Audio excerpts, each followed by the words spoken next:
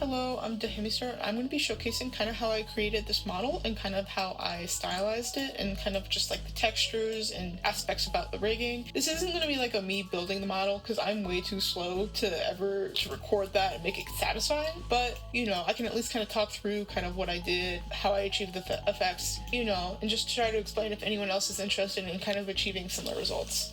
So first, basically, this model is comprised of 3 primarily UV textures.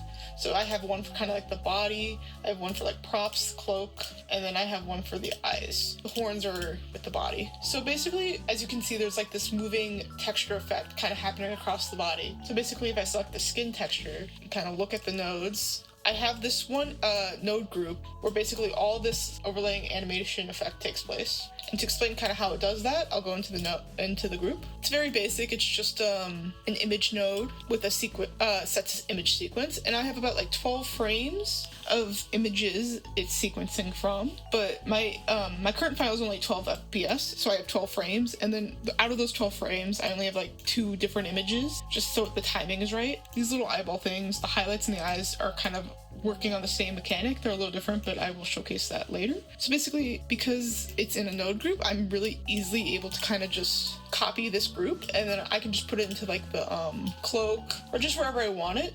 If I change anything in the group, it'll change it to the whole model or wherever the effect is. So groups are very helpful for that. But yeah, I have the effect itself overlaying it very lightly. I can always increase it, but it's a little too much there. Make it less. And then additionally, to kind of get this like little bit of random color just throughout the model to kind of add a bit of interest, I have a rolly texture set to a kind of big scale, and that's just, again, kind of overlaying it. I'm using a hue node, but overlay another mixed shader would work.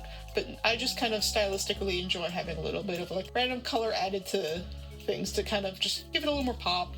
Another thing to note is that a lot of the textures on this model are plugged into the emission node, which makes the whole thing very bright. And this shadow isn't organically usually like that. So in order to kind of achieve like this kind of almost like grainy shadow, I have another node group within the textures. This is both applying to the cloak and the face. If I go into this group, you can kind of see that I have this setup where it's able to kind of calculate the light and then turn that into a rolly texture, or like using a rolly texture, it factors into a mask of like where the light isn't hitting. I used a tutorial primarily for this part. I will leave a link in the description for it. But one really cool feature about this is that I can change the color of the shadows. So if I'm ever like animating something in a very blue scene, maybe at night, I can make the shadows blue, red. It's a very little helpful tip.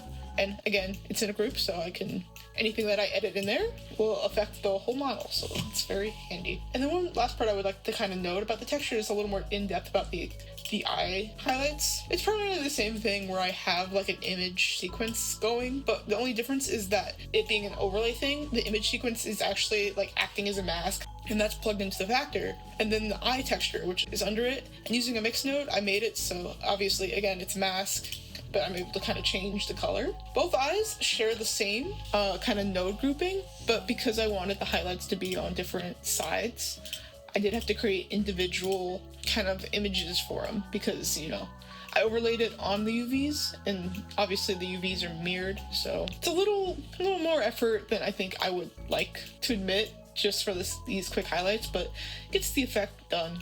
So, and another quick thing is a lot of little face features are actually using the same UV as the body, but because they're like overlaying the face a bit and it's very stylized, I wanted to, or basically there can't be shadows, so it shares the same image texture, but obviously in Blender it's a different texture because I had to activate shadow mode as none, because with shadows the effect isn't as strong, so there's no shadows on those. But yeah, that's primarily all for the texturing. Also, a quick note, the only reason these are actively playing right now is because I currently have a timeline going on. So yeah, these will be still images if you do not have a timeline playing, but just to kind of showcase the results, I'm using a timeline.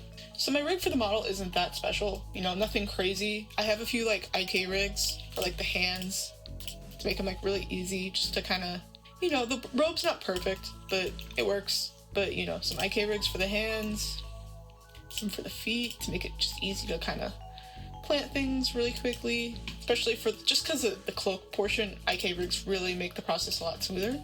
which is a little bit more, took me a little bit more problem solving. Basically, I have these points along it, so I'm able to kind of adjust certain elements of it, but really what kind of matters is I have these two bones that on the side of the cloak, as well as these two things, and ultimately these like 4 bones are parented to this portion of the hand. So whenever I move this hand, it kind of follows. So like this bone will follow the forearm, this will follow the bicep, and then these will follow the forearm following bone. So there's a lot of following going on, but that's how I kind of created the effect where kind of the fabric will actually droop down and then go up with the hand. But yeah, so that's the part that took me way too long to figure out. But you know, I think it turned out quite well. So, and again, it's nice to have these in case, like, especially because like if you see the tail, if I wanted to animate it, I can do a little flare. So it's just like, you know, have some points along it to help kind of just really control where you want it to cover the body. But also, I think another thing to note is for the eyeballs, they are like rigged UVs using drivers. I will also include a link for the tutorial I use because I could not explain it to you, but it works quite well. This guy just has weird shaped eyes, so it looks a little distorted, but I have a little bit of a, can shrink it and make the eyeballs bigger for some reason, make them look really big-eyed. Yeah. And then I guess kind of the last thing in terms of rigging, I do have a few shape keys. They aren't a ton. I have them set to hide right now, but I have some. I can give them eyebrows. I can make them angry. Then I have some bottom lids that kind of do the same thing. So yeah, this just helps to animate some stuff. But yeah, make them really mad. And these little things on top also have some shape keys. Nose, I can make it flare out a little bit. He has a little mouth in there. I have the DreamWorks brows going on, but if I wanted to make him like really angry, you know, let's go more in depth. But yeah, that's kind of the emphasis of this model. You know, there's not too much more to it. I think the texture does a lot. But yeah, showcase some of the animations I made with this to test the model, and thank you for watching.